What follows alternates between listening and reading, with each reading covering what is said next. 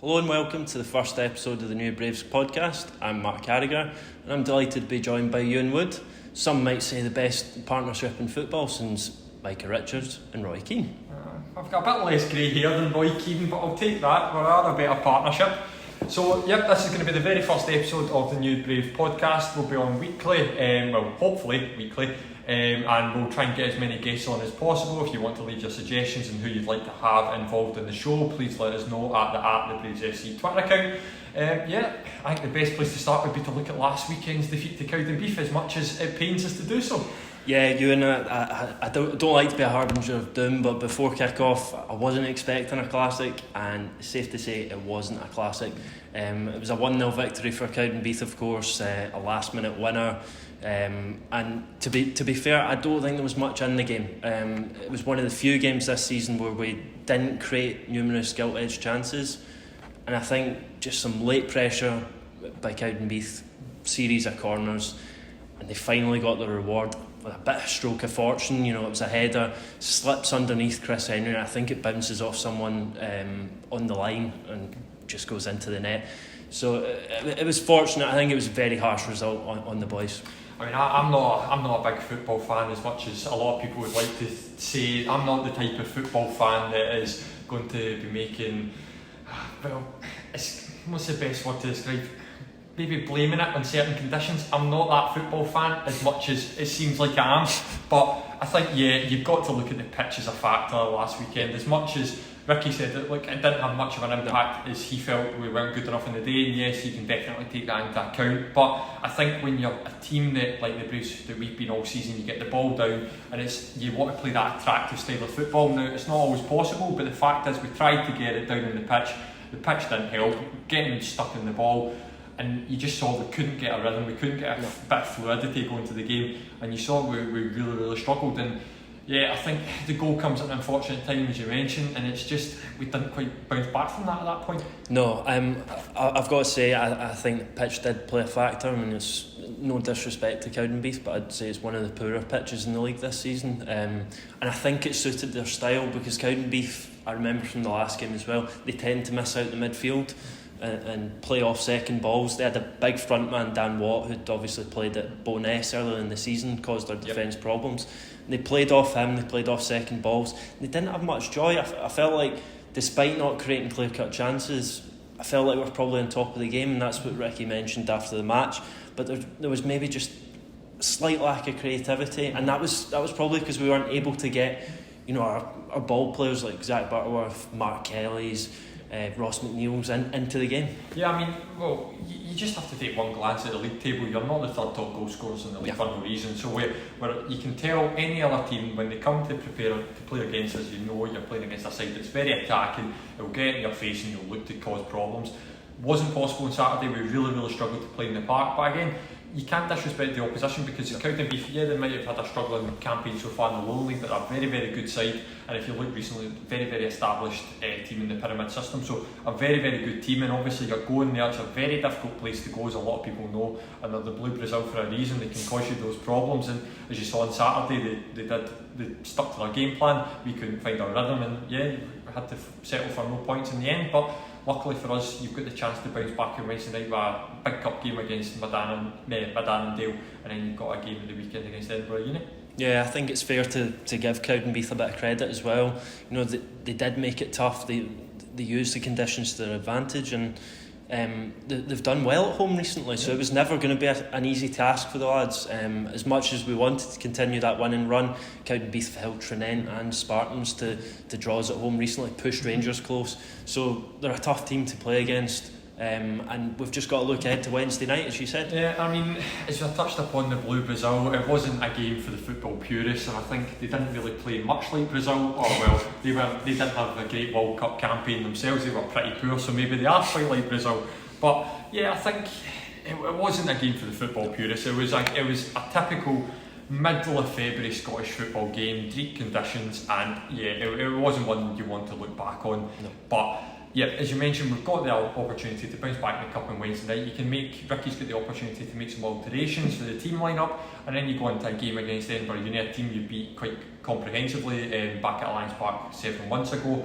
So yeah, it's a huge week for the Braves, and obviously the opportunity to close the gap in the top 6 is certainly still within reach. Yeah, and I'd just like to touch as well, it's obviously a disappointing result on Saturday, but there was some positives at the back. In particular, Scott Forrester and Jack Duncan I thought were superb.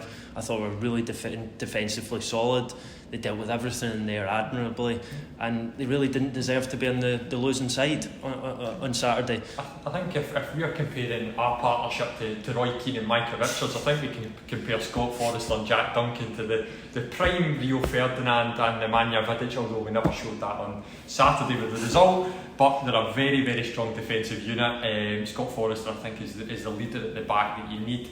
He's a very talented player in the air, very imposing, very difficult for a striker to try and play against him. You wouldn't want to jump into a 50-50 tackle with him, that's for certain. So he's been a huge player for the Braves this season, and I think Jack Duncan as well, as we've touched upon several weeks before in interviews, he was not necessarily in the team at the start of the season. He's had to really fight to get in there, and you don't ever want to see your teammate suffering from an injury. Obviously we wish Jack McDowell all the best as he's starting to return from action, but it gave him that opportunity to try and cement his place in the starting 11, and he's come in and he's kind of made it his own. Yeah, and that's another aspect as well, as you know, in the absence of Jack McDowell, has given the opportunity for these boys to cement their place in the team. I think what's so impressive about Scott Forrester this season as well, just how commanding he is in the air. Like for his stature, like not a massive centre half like Jack McDowell. That's why he's getting in the man. Yeah, very good player. But he's so dangerous in both boxes for Braves. Very he's shown that all season. We've known that. We're not necessarily going to be a team that's going to score every single week from a set piece, but it is a danger. Every single team that comes to Alliance Park, every team that gets set up at their home ground when we're on our travels, they know if Scott Forrester and Jack Duncan are in the team, they're two guys that are very imposing in the air. They're goal threats at set pieces, and also it's a very difficult situation to play against them. Yeah, on Saturday it was a long ball football, poor conditions. It's a difficult one to deal with. I think they did approach the game very well. It was a very tight game, wasn't really much in it across the whole 90 minutes, and also the goal comes at a very tough time. Doesn't leave a lot for you to try and get back into the game, and as we've touched upon, the issues of trying to get your big forward players like Zach Butterworth or your Mark Kelly's into the game who have such goal threats, it just wasn't possible on Saturday, and we ended up not getting the result. But the opportunities are still there for us. Yeah, and let's look ahead to tomorrow night. Away to Mid Annandale, the Southern Counties Cup. This is a team that play in the South of Scotland League. We've played South of Scotland League opposition already this season when we faced Newton Stewart in the Scottish Cup back in September. It was obviously a 6-1 win for us, but we know the challenges that lower league sides face, and when we come up against them, and it's going to be a difficult challenge tomorrow night, isn't it? I think you don't even have to look at necessarily this cup competition or the South of Scotland Football League teams. You literally just have to, if you just look at recent games in Scottish football, you look at your Darvels taking on Aberdeen in the Scottish Cup, a team that's 5-6 divisions below a team in the Premiership. It just shows you, it doesn't matter what size of club you are, what league you're in, you can always cause an upset. And I think like Mid Annandale, obviously it's a team here that's going to be coming, they've got a big cup competition against us, they want to get through to the next round, they're going to come here with, well, we're going to travel over there, they're going to give everything they absolutely have. And yeah, it's going to be these are the kind of games that football fans describe as sort of banana skins in your season. You can go through such good form, taking on the teams at the top end of your own tables, but you come to these cup competitions, you play teams in the lower leagues, and it could be such a tough test, and I think that's what we'll experience on Wednesday night.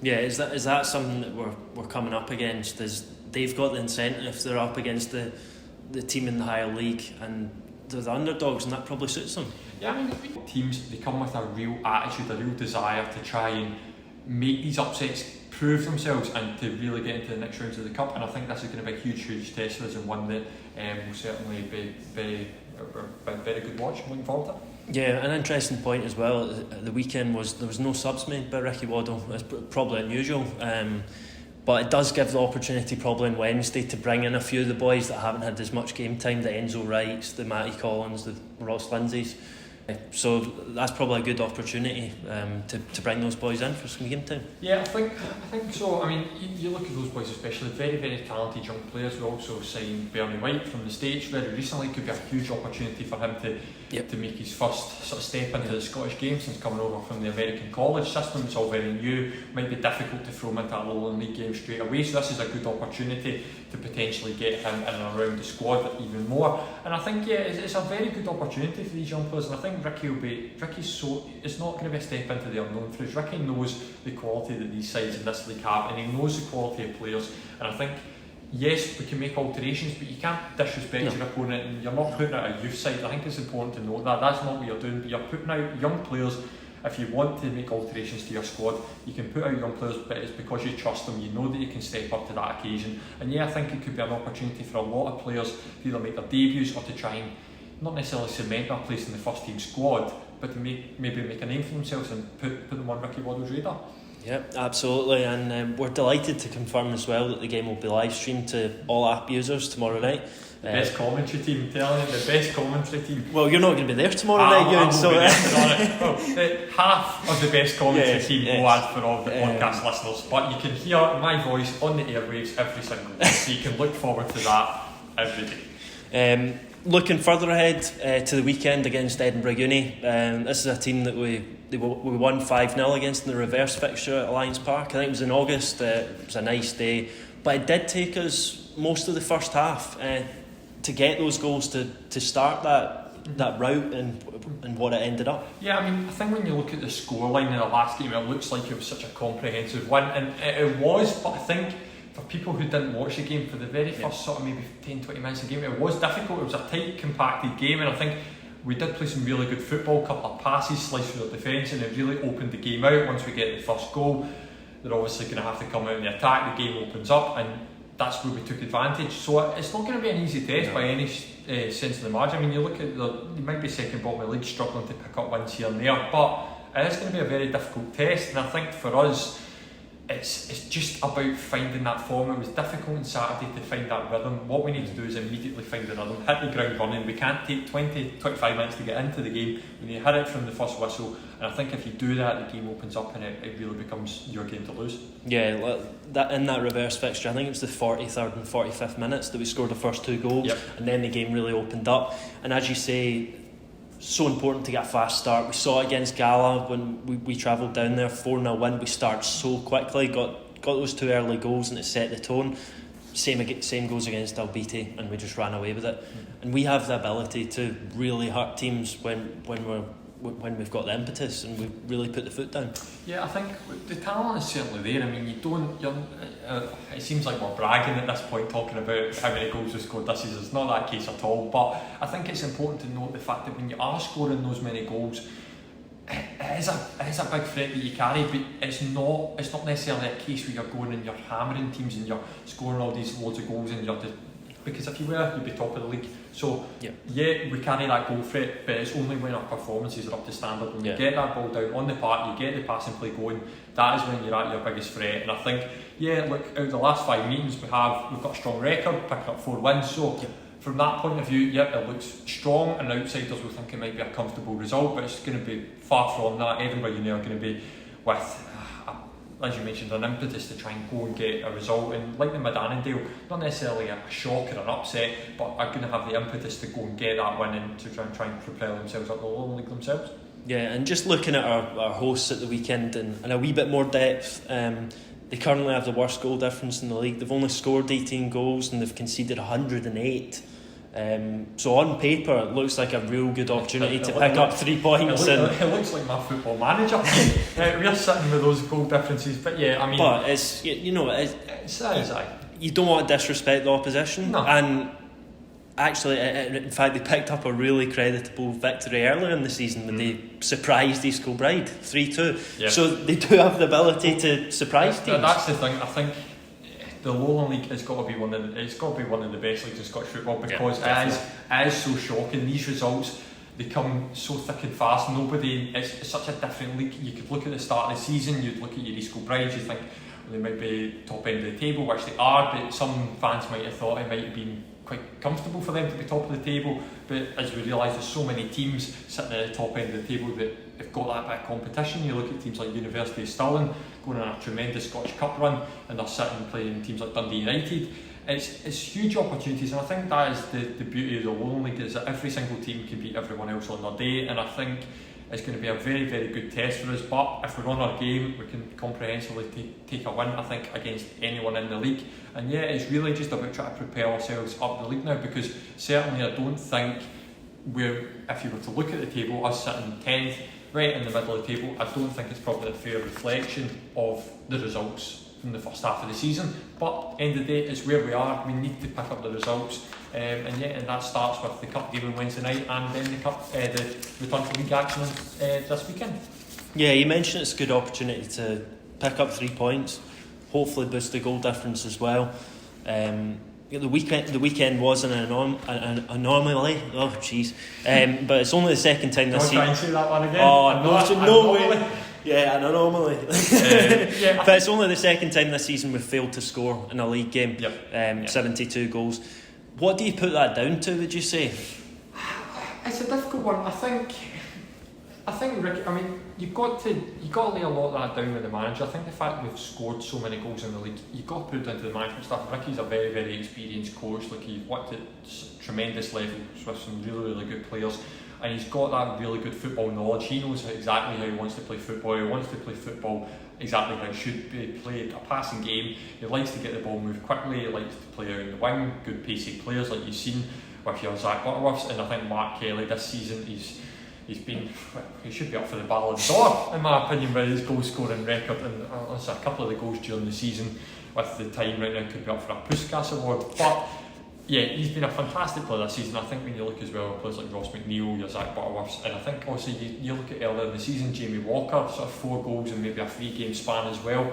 I think there's a lot of really good contributors in the team, and I think the difference with us, with a lot of maybe other teams around Scotland, is we play as a team. It's not, we don't focus on individuals, and it's not you're not having to rely on an individual being on top of their game to get you out of that difficult gap or to get you that last minute goal. And I think that's why we've been successful in front of goal this season, is because when we go forward as a team and when we're on our game, we're a real threat for pretty much anyone in this league. Yeah, and just looking over that Lowland League table at the moment, after the weekend's results, we are still in 10th position, 42 points, and we've got Rangers at the top of the league on 64 points. The team below, Spartans, on 62 points.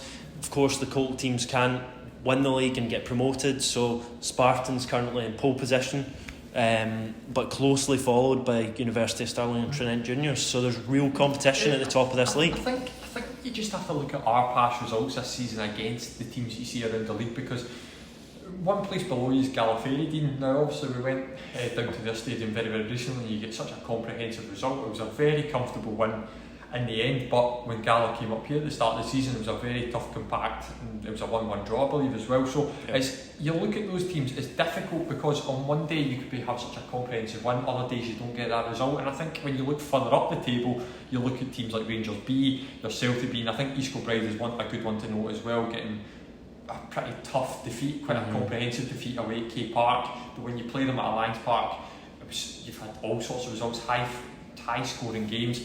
And open goal as well. We've been down to Broadwood, we've struggled, but at the same time when they've come up here at Alliance Park, we've been really well, we've been in the game, and I think you can continue through that down with Berwick Rangers. So as we mentioned, any team can beat anyone on their day in this league, and I think for us the big word now for the second half of the season is consistency. I think for the first half we've picked up big results there, but we've been prone to maybe dropping points in certain games in the league where we should. If we want to look to the top end of the table, we need that bit of consistency, and I think that's Ricky's message to the players going into the second half of the season, and it'll be his hopes as well that we can establish that bit of consistency in this league. Yeah, you can probably give your own thoughts on this as well, but that kind of leads me on to the kind of next topic of what would be deemed a success this season for Braves. And in my opinion, I think it's got to be finished as high as possible, as close to the chasing pack at the top of the table. But it's also score as many goals as you can, but potentially win one of the 3 cups that we're involved in. I think that's a really good opportunity. We're in the South Challenge Cup, Southern Counties Cup, and the Lowland League Cup, which hasn't kicked off just yet. But in particular, that South Challenge Cup, there's some really good teams in there. And it'd be a real achievement to win that. You know, you're looking at the holders, Auchinleck Talbot, Stirling Uni, Trinent, East Kilbride. So there's some top sides in there. I think the thing is, like, we as football fans ourselves, everybody knows football fans are fickle. We're never ever happy with the results. We always want more, and it's not a bad thing. It's exactly what you should be looking for. You should always be looking to achieve more. And I think for us, when you look at some of the results we've had, really good football, but we've probably not got the rewards in a sense. When you're looking at these different tournaments, you want to be chasing at the high end of the Lowland League. And obviously right now we're playing very well. We're not far off the top 6, but they're not currently in a situation where you're fighting for the top 1 or 2 places in the league. So I think these cup competitions they're huge for every club. Every club wants to win a cup, and I think the fact that we're in 3 big cup competitions right now, got a big cup game on Wednesday night, they're huge opportunities for Caledonian Braves, and I think it's the ones the fans want to see the most. And I think if we can really get good cup runs going, try and go as far as we can, and potentially even win a cup as well, it'd be a fantastic season. Yeah, and the word Ricky always talks about is progression. That's what he wants to see, and I think that's probably a good reward for this season and the progress the squad have made, because I think they have made progress from last season. I think it's a more rounded squad, probably a squad that responds to resilience better. It's got more resilience, responds to adversity better. And as you say, it's probably not reflected in the league table. I think if we'd been slightly tighter at the back, we'd probably be further up and closer to that chasing pack, because in terms of goal scoring, we're right up at the top end of the league. And I think, as you've touched upon there as well, progression is the big word. And I think at Caledonian Braves, I think everyone, whether you're a fan of the club yourself, whether you're just an outsider looking in, and even if you've maybe not heard of the club before and you've just tuned into this podcast and you're wondering what is this all about, I think that is the big word. The big word about Caledonian Braves is progression. It's something we always look towards, and I think it's been the case both on and off the pitch. We're always looking to progress in different areas, and I think these cup competitions, if we can get that bit of consistency going in the league as well, and get good cup runs under our belt, I think it can be absolutely huge in what this club can achieve, and I'm very hopeful for the future. We'll probably move on to a section of our show that we'd like to talk about each week, issues that we feel are important to the ethos of our club, and one that I think is pretty pertinent for us is fan ownership. It's a topic which, as a club, we've always empowered fan decision making. What's your initial thoughts on fan ownership and how you feel that could function in Scottish football? And of course, there are clubs already that have got ownership structures in place like that. I think definitely. I mean, as I've mentioned, look, as we've talked about before, Caledonian Braves, you're Scotland's new senior football club. You're brand new to the system, and everybody's kind of looking about. You're going, well, who are these new boys that are coming in and making a name for themselves? And I think for fans looking at the club, it's something that they kind of look to have at their own clubs as well. You want to have a say in how your club is run, and I think what we're seeing more and more now is the fact that decisions are getting taken out with what the fans are looking for.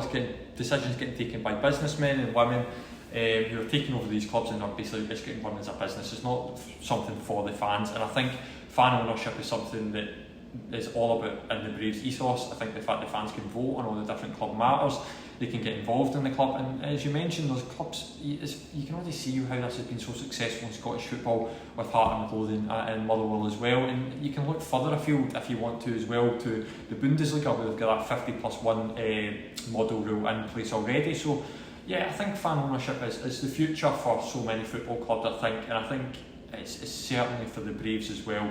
For what is a community club, we want the fans to get involved, and I think this is the perfect opportunity.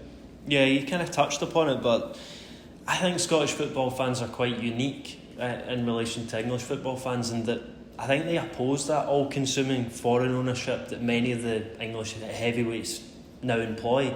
I think Scottish football should always be community-based, incorporating fans in decision-making, and you're starting to see a bit more of that, potentially due to the financial troubles some clubs have faced.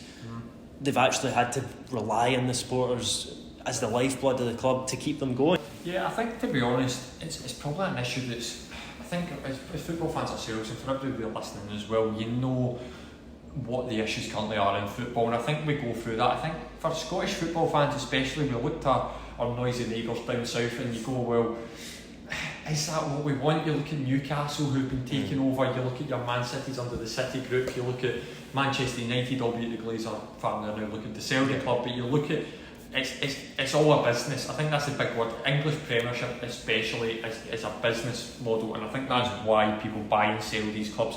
It's purely financial, and look, there's nothing necessarily wrong with that if you want to see it as financial, but at the heart of these clubs is the fans and the communities they represent. And I think the fact in Scotland, when you look at clubs like Motherwell and Hearts with the Welsh Society and the Hearts Foundation as well, you've got fans at the core of the club. They not necessarily at Hearts, obviously not necessarily making direct decisions on field matters, but at Motherwell with the Welsh Society board as well, you can put your opinions across and you can make your contributions to the club. And as we've spoken about, there's clubs in Scotland that have really struggled, and not necessarily just in Scotland, across the UK and further afield have struggled with the finances of the club, and there's been so many different administrations and liquidations and going through that kind of process, that having the fans there is a lifeblood to keep the club going. I think it really puts Scottish football in a good stead, and I think we are really leading the way. Yeah, and I think it's a balancing act as well when it comes to fan ownership, because obviously I think we all in Scottish football would like to see fans more involved in the decision making, and football fans to be football clubs to be more accountable to their stakeholders, their fans. Football clubs are exploring more in this country, and I think it's something we're only going to get better with, and the best practice will only be found out from more clubs doing it. Yeah, I think as everybody does look down at England, and I think it's what you don't. I think that's what everyone agrees you don't want football to be. And I mean, we all. I hate to bring it back up. The European Super League. If we all thought we'd forgotten about it, well, unfortunately not. It just seems to turn its ugly head again for the second time now. Plans getting reintroduced, and I think no football fan wants to see that happen. You're not a football fan if you do. I think it's ridiculous stuff like that gets talked about that I think sort of spoils the game. And I find, for me personally, I think when you look down south at these kind of Premiership clubs, you find it's becoming very Americanised, very franchise models, and I think people are moving further and further away from the sort of fans they represent. And I think when you look at clubs in Germany, for people that are unaware about the 50+1 model, getting your fans involved, they've got a majority in the club, so no one can really come over and basically reshape how they want to see the club. And I think, yeah, it's certainly a very exciting thing to discuss. Yeah, I think that's important as well, as for Scottish football clubs to always maintain fans at the heart of the club and the people that have the best interests of the club at heart. And that is what that rule in Germany does. It prevents these foreign owners from coming across and changing what the club's all about. And I think that's the real positive of that rule, and maybe that's something we could see in the future in Scotland. It's just, I think it is probably the opposition to it. I think there's certain corners of Scottish football that are still opposed to that and still like the kind of privatised ownership structure. But we at Caledonian Braves obviously see it much differently. We've always been a club that's open to different ideas, innovative ideas, and that's hopefully something we're going to see in the coming months. Our club, we've got some exciting plans coming up. Yeah, I think the other thing I think is important for us to touch upon is sort of fan culture. Every football fan, you know what it's like when you're getting up there's nothing better than a Saturday, or maybe some Scottish football fans, maybe not in the winter when it's freezing, you're thinking I can't be bothered going down to the ground. But when you look at football, especially in Scotland, when you know it's a Saturday, you can go travel and watch your team, you've got that fan culture there. And I think that's what sets Scottish football aside. When you look down south and you look across the globe at other countries, they're maybe moving away from that. It's not really football, and I think that is why when you look at things like the European Super League, it's not football, and I think that's what sets Scottish football aside. And I don't know, I'll just jump in as well on that point. You're kind of talking about the romanticism of Scottish football. We actually had a couple of American guys over to watch the Braves game recently down at Hearts B, and it was a horrible night, absolutely horrible night, down at Rosewell. It looked like the game might be abandoned before kick-off. I don't think the American guys understood us too much to say that with the thick Scottish accents. But they said they loved it. They said, this is what it's all about. This is real football.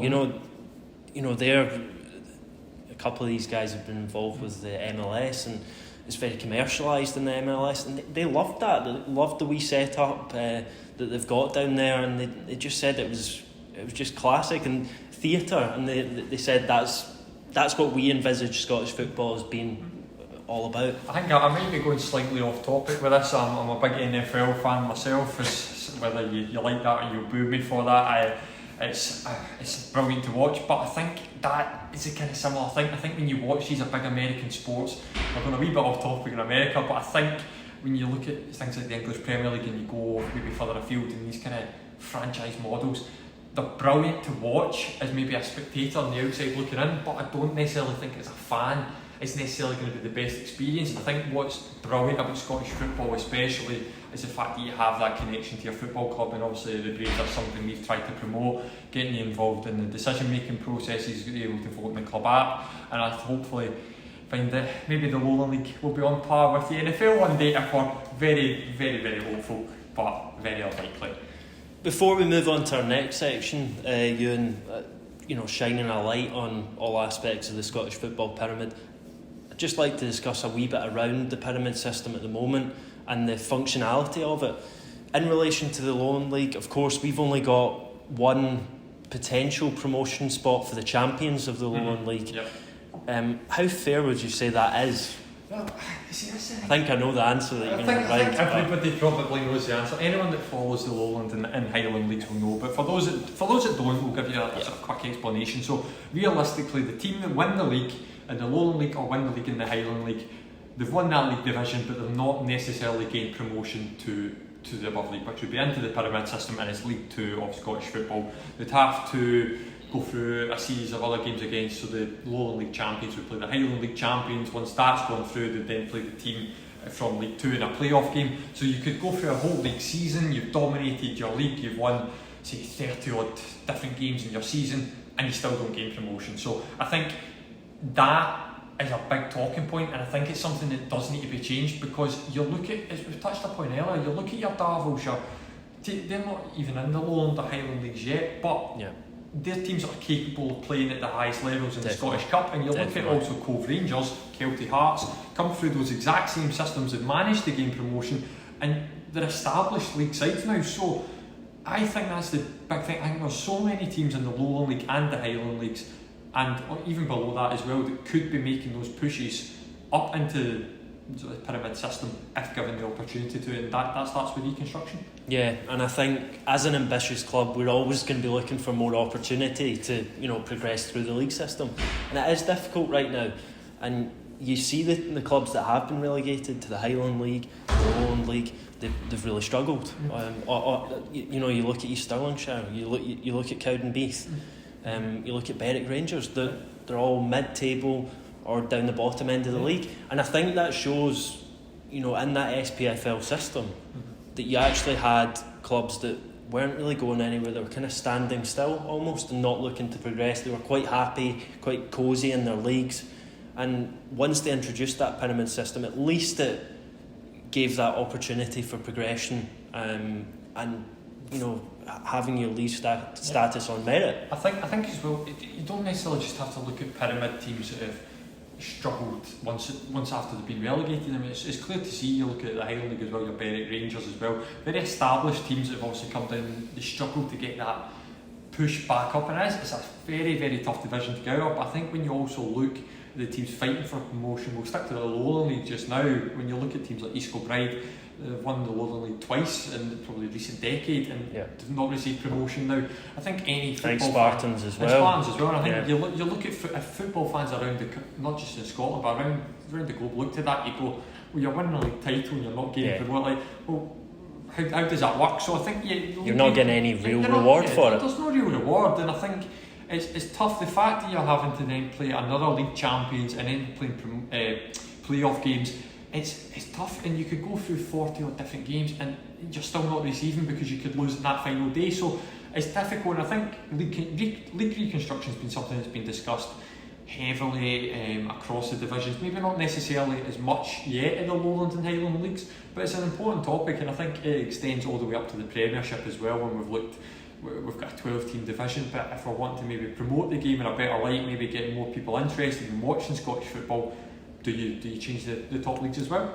I mean, I think you do. I think you change it at all levels. I think we're looking at how more opportunity can be given to teams like ourselves to get up into the SPFL system. But I think it's also fair to look at these West of Scotland sides, South of Scotland, East of Scotland sides. They've all got to play off against each other, and one spot gets given to get up into the Lowland League. Tranent obviously got up last year. Darvel missed out. Tranent's a brilliant example. I mean, you're sitting sort of 5th place in the league right now. You're sitting 3rd at 1 point.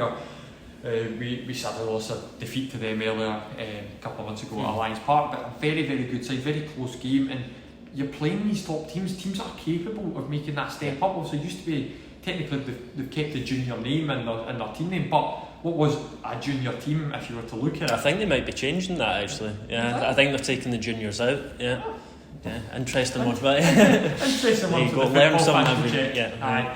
But yeah, you see the point we're trying to make though, that these teams they've got the opportunity, and if you give them that opportunity, they can progress up the leagues. And I think if you were to look at league reconstruction, whether that be, because currently you get 4 leagues in the pyramid from the Premiership, Championship, League 1 and League 2, whether you merge maybe one, make it a bigger league, whether you try and add maybe, I don't know, necessarily Division 1 and Division 2 together, and this is all hypothetical, but just as a football fan myself, when you look at that, you think, well, more teams, more competition, brilliant to watch, more to advertise. And I think if you look across the divisions, pyramid and outside of it, when you look at the Lowland and Highland League, there's a huge opportunity in Scottish football. It might be underselling itself because we've got such a brilliant bit of talent here that we can show, brilliant bit of fan culture that we've highlighted, and it's something we really need to promote. Yeah, and if you look at the top 2 or 3 tiers, a lot of discussion has been around making the league more exciting, more interesting, not playing teams 4 times a season. A 12-team top league, it's quite unusual in comparison to the rest of Europe.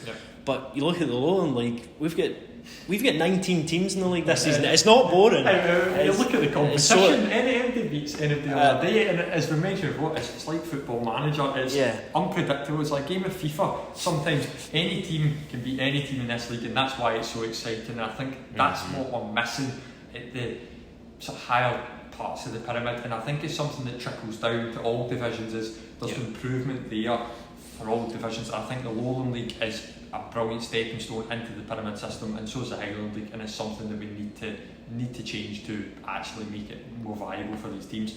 And you've got to foster this improvement and reward teams for winning the leagues, and there isn't that. I don't think there's a fair reward right now, and I think hopefully we're progressing towards that change, but I think there's still a lot of opposition towards it in the SPFL system, so we'll wait and see how it pans out over the next few years. I think also, of course there's going to be arguments for and against, like we're not sitting here as two businessmen demanding this is what we want, this is going to be good for finances. That's not the case at all. Oh, we're experts in the topic, are we not? We're always experts in these topics, I don't like to promote I'm an expert in these topics, but yeah, it's exactly that. I think you're speaking as football fans, and I think anyone listening to this will think the exact same. As football fans, you want to see competition, you want to see exciting football, exciting league tables, and it's something we've talked about in Scotland a lot, is about progressing players, giving them the opportunity to go and progress. And obviously it's a big step up to go from the Lowland League to the Scottish international teams, I'm not saying that at all,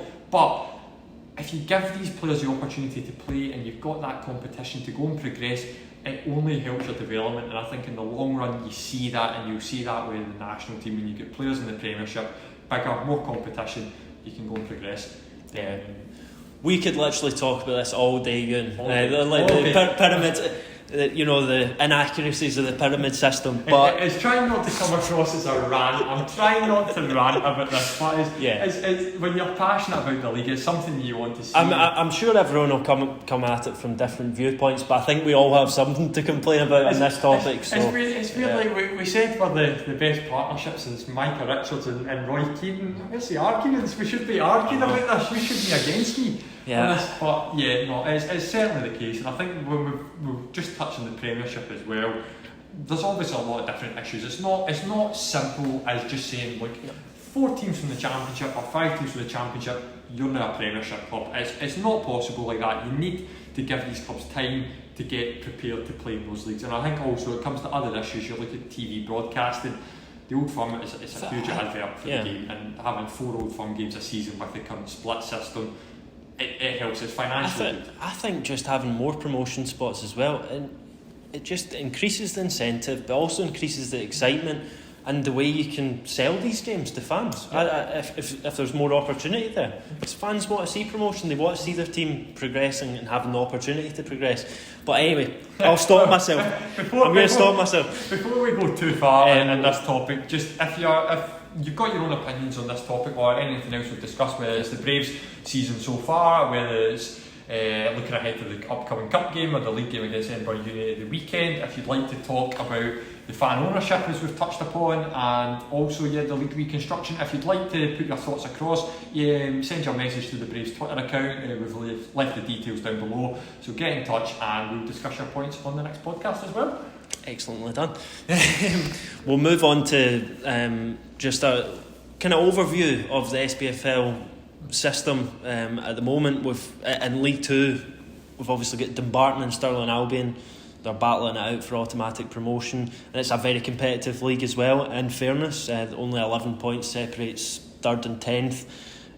But currently it's actually Bonnyrigg, who were promoted from the Lowland League last season, that are bottom of the league. Does that mean we've been talking nonsense? We've been talking complete rubbish. So all this about Lowland and Highland teams taking Scottish football by storm, and maybe we've been talking nonsense about it. Bonnyrigg are doing us a disservice here. Anyway, moving on to League 1, we've got Dunfermline top by 5 ahead of their fierce rivals Falkirk. We've got Peterhead and Clyde cut adrift as the bottom 2. I think they're 15-20 points behind the pack above them. Yeah, as you mentioned with Dunfermline as well, you look at League 1. League 1 is incredible when you look at it in Scottish football right now, when you've got all these teams that some of them, when you look at them, they shouldn't be in League 1. With all due respect to them and the other fan bases of Dunfermline and Falkirk deserve to be in a higher league. Huge fan bases, and honestly, as we've talked about certain games going one way or another, Falkirk a few years ago, certain results go your way, you're a Premiership team. So it's bits and pieces like that that make the league so exciting. And obviously you mentioned Dunfermline are 5 points clear at the top of the table. It's very exciting to see how that one plays out. We talk about fantastic leagues. I think a good competitor to the Lowland League is the Championship. It's so competitive. Any team could win that league, really, out with maybe Hamilton or Broth down the bottom, but there's a chase. There's a pack of 7 teams that aren't separated by many points at all. They're all in the hunt for winning that league, or certainly the playoff spots. Yeah, I mean, you look across as well. Queen's Park, what a success story that would be in Scottish football. As we've looked, a lot of money invested though at Queen's Park. In fairness, true, but I think when you look at I think they might be looking at an Amazon Prime documentary. We've seen the Mikel Arteta's behind the scenes, the Pep Guardiola's. That's not what I'm interested in. I'm interested in seeing the Queen's Park and their journey from League. What, the Owen Coyle behind the scenes? Owen Coyle behind the scenes from League 2. I mean, you're sitting on top of the perch on top of the Championship, and you could be into the Premiership. It's a fantastic success story if they can get that promotion that they're clearly looking for. But as you mentioned, you've got your Dundees, Ayr United, Morton, Partick Thistle all in that running, and Raith Rovers as well. They're sitting 6th place now. They might be slightly cut adrift by only a few points, but a big win in the Scottish Cup over Motherwell, and it's a huge opportunity in the league. I think what's unique about this Championship season as well is you normally get the team dropping down from the Premiership, and they're the real standout. They're the ones running away with the league, but Dundee have dropped down, and they're kind of at the same level as the Ayers, the Partick Thistles, obviously the Queen's Park. So it is such an even league this year. There's no runaway leader. Well, I think that's the thing. When you look at Queen's Park with the players they've got in their squad, very experienced pros who've played at these kind of levels. Dundee, the same as you mentioned, dropped down in the division, but they've got the players that they know they can get back up. Partick Thistle's the same. Inverness has been a bit of a weird one recently this season. But when you look at every single team in that league has the quality to push themselves in. For 10 teams in the division is a very competitive league. It's going to be interesting to see how it all plays out. Moving up to the big boys in the Premiership, unsurprisingly, Celtic and Rangers miles ahead of the rest. My question would be: has the gap ever been wider between Celtic and Rangers and the rest of the league? I think this relates back to the talking points we've had about league reconstruction. I think the arguments for and against, I think we'll start with against, that people have looked at the finances, the way you distribute it. The argument was like a smaller team of 12 teams, you've got less teams to dish finances out to at the end of the season, so it's a bigger share of the pie for each team.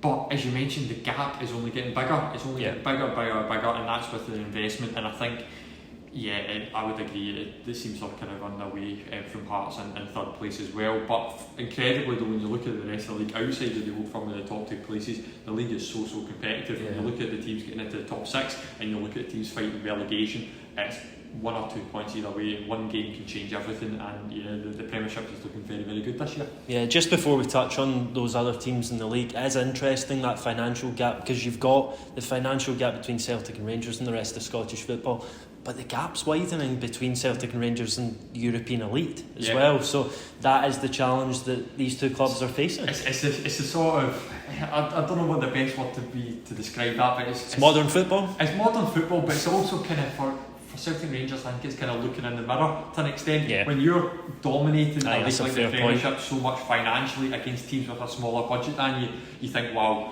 we are cruising, we've got a fantastic team, fantastic squad, and then you go into these European games with the big boys, the big tournaments, and you go, wow, this is a real step up, and you are financially worse off than these teams, so you start to realise how difficult it is for the rest of the teams in the league.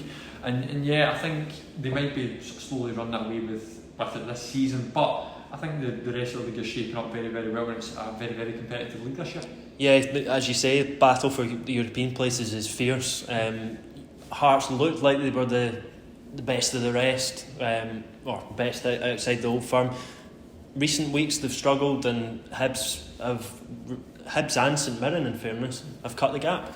Yeah, I think for a lot of people, when you saw maybe a couple of months ago Hearts were so far clear in third, I think everybody thought that the league was wrapped up. They thought they got their passports out the door and they were preparing their flights for Europe, but it's almost like Hibs have came out absolutely nowhere, and I think what a lot has been discussed in the press is the fact that Hibs have got a lot of bodies back from injuries. Well, that's true, but at the same time, though, Hibs have had a lot of criticism this season for how they played. Hearts have had a lot of praise for how they played this season. But the gap's at 5 points. Like 1 or 2 games either way, and the fight is back on. So it's incredible how these things pan out. You've got Livingston and St Mirren battling out for that spot in 5th. Obviously St Mirren lost to Motherwell midweek, but they're certainly still up there. I think for the Hearts and Hibs fans out there, I think historically Hibs have done quite well. At times they've always struggled against Hearts. We apologise for any Hearts listeners here.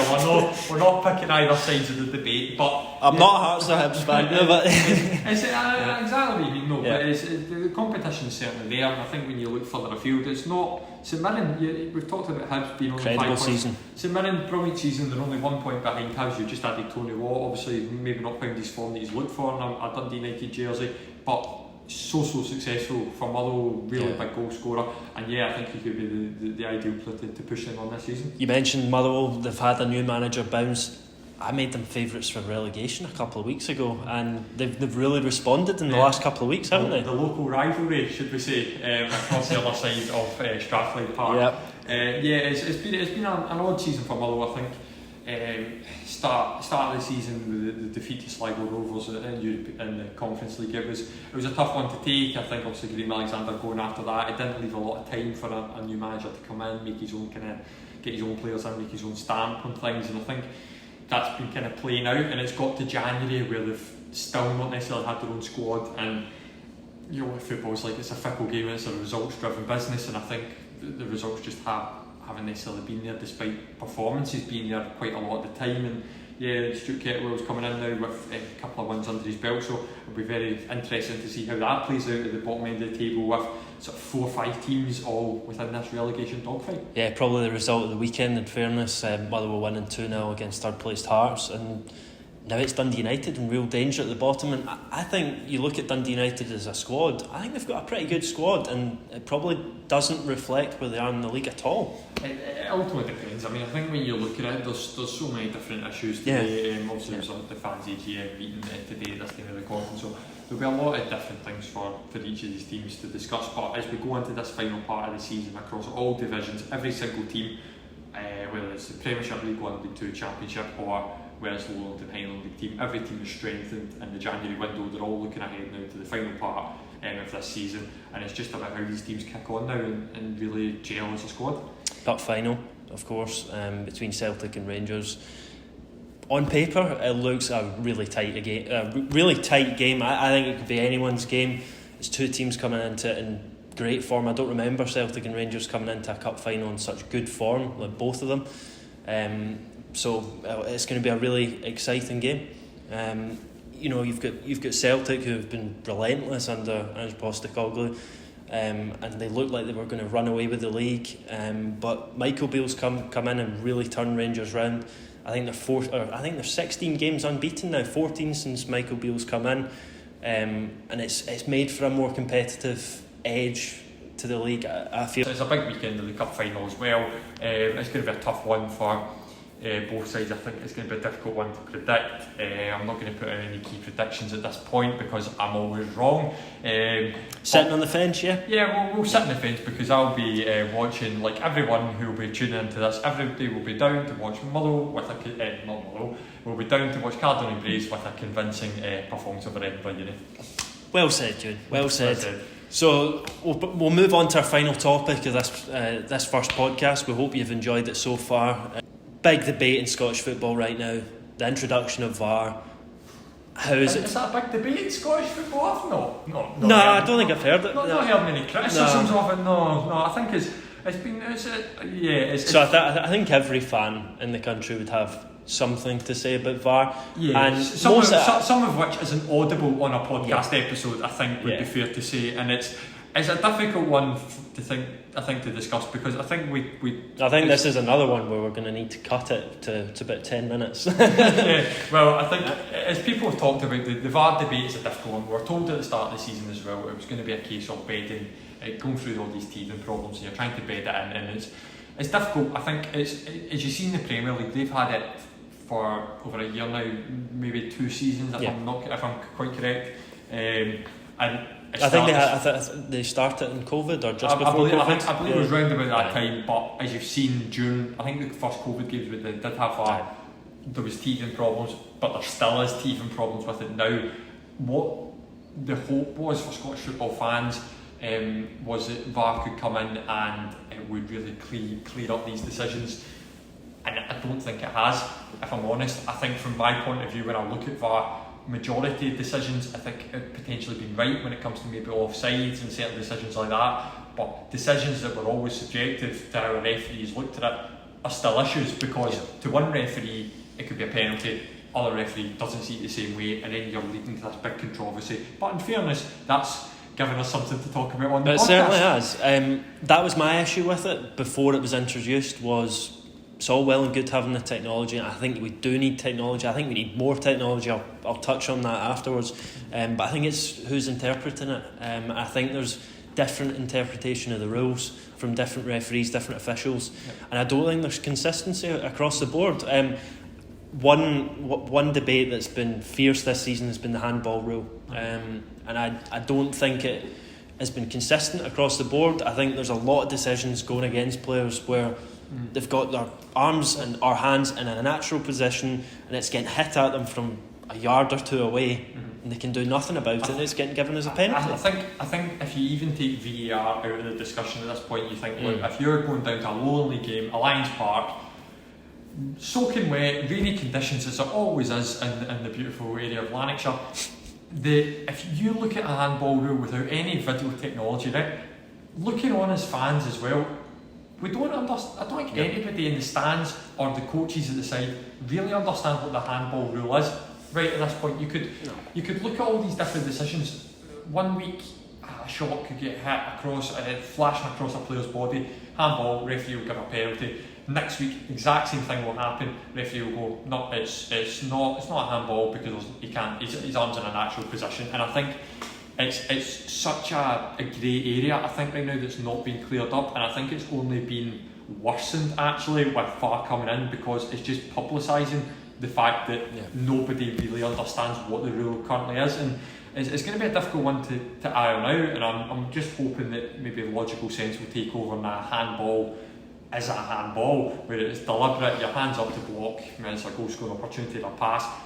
Simplify the rule across all divisions. It doesn't have to be about VAR necessarily, but if you simplify that rule across all divisions and you look at the Lowland League in Scotland, if referees know that that's a handball and what isn't a handball, the game becomes much easier to referee. Whereas I think right now, referees across all divisions are kind of in a grey area, and it's not their fault at all. No. It's just it's the way the rules are written. No, you're quite right, and these decisions are happening all across the leagues, and we've seen it in the Lowland League this season. There's been some absolutely bizarre decisions at times, but I think what separates the Lowland League from the Premiership at the moment is for the spectator. In the Lowland League, you can go and enjoy the game and enjoy goals going in without having to think, right, this goal's going to be checked for 3 minutes before I'm able to celebrate. Like watching a proper game of football. Yeah, but it takes the emotion right out of it, and I'm glad that we've still got that in the lower leagues, and I hope that we maintain that, because having watched games in the top flight,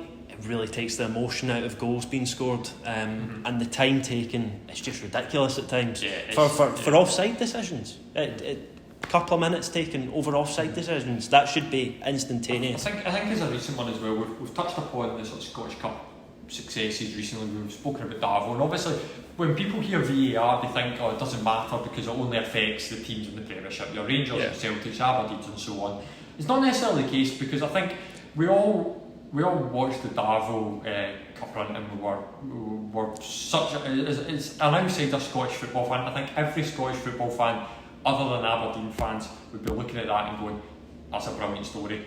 But realistically, VAR wasn't in place for the game, and it was a huge Aberdeen's goal was chopped off. So it's a great point. You look at that and you think, well, it won't affect my team, but realistically, whether it's us at Caledonian Braves, whether it's another team in League 2, another team in the Highland League, if you go on a cup run and it takes you into the Scottish Cup or the League Cup, and you're going to these stages where VAR could be in operation, or potentially not in this case, the big decisions are still getting missed.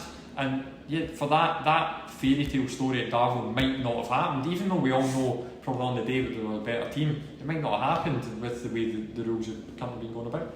Yeah, I mean, I think Leanne Crichton was quite pleased about. I think everyone was quite pleased. Yeah, I know. It was a bit of a fairy tale story. I mean, you know, the decision was ridiculous and it went against Aberdeen on the night. I think as any Aberdeen fan, we apologise to the Dons that are tuning in. Currently hurting. We don't wish to make you remember all this, the heart in the recent months with that cup game, but it's an important talking point. I mean, when you look at those games, potentially Aberdeen could have been through to the next round of the cup, but you also look at decisions that have gone elsewhere in the cup competitions. Morton lost a penalty in a handball at Celtic Park, and realistically, when we all looked at it back, you're going, well, as football fans, there's nothing we can do. I think an important caveat on that is it was Effie Ambrose, so something unfortunate was obviously going to happen to Effie. So I think that's probably time for the podcast this week. But we'd love you to get in touch with us.